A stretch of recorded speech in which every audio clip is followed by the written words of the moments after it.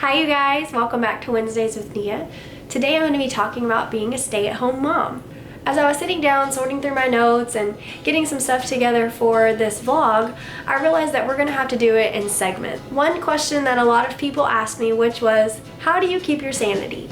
I'm a stay-at-home mom, I've got 2 kids, I take care of the house while my husband works full-time, and a lot of you asked that question. There's a couple different factors that go into that, and so I'm going to cover both of those. And those 2 factors are God and putting your husband first. First and foremost, for keeping your sanity as a stay-at-home wife or mom, you must make time for God and reading your Bible. So here's how I do it. When I wake up in the morning, I've got my coffee, I like to sit down and read a scripture or 2. I don't go into this huge long Bible study. If you set yourself up with a big long study that you have to read each day, you're most likely not going to do it. So give yourself short little things to begin your day with. Now, I'm not typically a morning person, and so when I really want to study the word and like take away from it, I do it at night right before I go to bed. So yeah, I just suggest, simple devotions to connect with God first thing in the morning, pray. If you wake up and already it's like 10 o'clock and you're like, oh my gosh, this is already a long day, you really need to just take time, sit down, do some prayer, and read a few scriptures, because it's really going to help you get connected to God and just get your day in line like it's supposed to be. That's what I suggest, and I'm telling you guys, just making that one little change can really make a big difference in your day. You could be having all this chaos spinning around you at home, the kids are all fussing, everything needs to get done at once, laundry and the dishes, but if you're connected to God and you feel that peace, you're not going to be overwhelmed and you're going to be able to remain sane. The next thing that's going to help you stay calm and centered throughout your day is having a good relationship with your husband and making sure that you put him first, then your kids, and then everything else. And a lot of you asked me on the Facebook page yesterday, how do I manage to put Sam first? When I first started staying home, a friend of mine introduced me to a book that I highly recommend to all of you who are just now beginning to be stay-at-home wives or moms.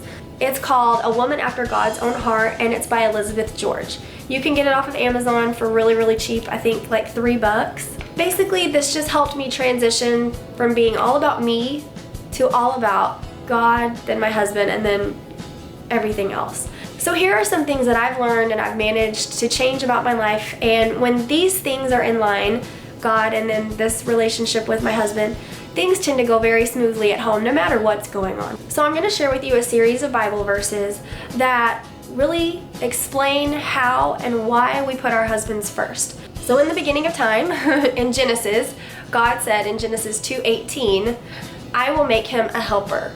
A lot of times we keep the mindset like, why can't he just put his clothes in the hamper? Or why can't he do the dishes every now and again, or whatever?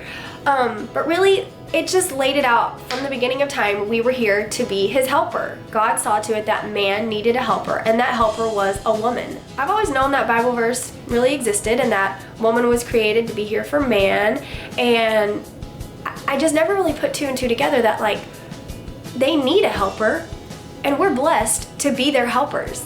Not only are we their wives, but they chose us to be that one person to help them throughout the rest of their lives until death do us part. And really, that's an honor. That's a blessing. I've always really adored Sam and loved him, and so making this change was really easy for me, but I know for some women it's not, so I want to talk about the details that I've learned from studying the Bible and this Bible study that I talked to you guys about. Okay, the next verse that I studied was Ephesians 5:22, and it says, wives, submit to your own husbands. Now, I know a lot of you have a lot to say about following the Bible to a T and being old-fashioned, but it works, and it's true, and God gave us these outlines for a reason. It's not talking about some cold exercise that you just have to like do. This is also from the heart. This is why you need to pray about it. You need to read about it and learn exactly what submission in a marriage really means. Basically, it's just saying you need to allow your husband to lead you and to be the primary decision maker in every aspect of your life. So an example of being submissive and respectful to your husband in this light would be, let's say you're within a group of friends and your husband is telling a story, he gets a minor detail wrong, and your initial response is to be like, oh no honey, it wasn't 7 years ago, it was 8 years ago. Just, you can leave that out. Don't bother correcting him, especially in public. Let him let him be wrong. That little detail doesn't matter. What matters is that your husband feels respected and feels like he is the leader of what's going on in your everyday lives and even with your friends. So the other verse that I want to touch on today is about loving your husbands. It comes from Titus 2:4, and it says, "Admonish the young wives to love their husbands." Now that verse was new to me when I got married and started practicing all of these things. It specifically says to admonish the young wives to love their husbands. So pretty much what it's saying is like, you've already been where they're at. You've been in the shoes that want to automatically like be right all the time or do things your way. We're women, we're hard-headed, and we think we're right about everything. It's just very interesting that it was saying to admonish the young wives because God knew that we were going to need direction from someone. What he's saying is if you can love your husband the way that I've designed him to be loved and the way that I'm, directing you to love him, you're going to have smooth sailing. So you might be asking yourself, okay, I already love my husband. I married him. I have kids with him. How else can I do that? What else can I do? So again, this is not something that's just like gonna happen overnight. It's gonna take a little bit of practice, but put him first in your everyday life. Put his needs above everyone else's and let everyone else around you know that he comes first. So an example of that is Sam works nights. So when he is getting ready for work, I am here getting his clothes ready and getting dinner ready and stuff like that. So if I'm out during the day with a friend or a family member, it's pretty well known across the board that I like to be home between 3:30 and 4 o'clock because that's when I start dinner and Sam wakes up at 5. And those of you who know me and spend a lot of time with me, you're probably like laughing right now because before we make plans, I'm always like, well, are we gonna be home around 3:30? Are we gonna be home around 4? And that's just something that I've made a staple in my life so that he has a smooth transition from home to work. So what are some different things that we can do besides just loving him, telling him we love him, and he already knows that we love him. A big word that I've learned is preparation.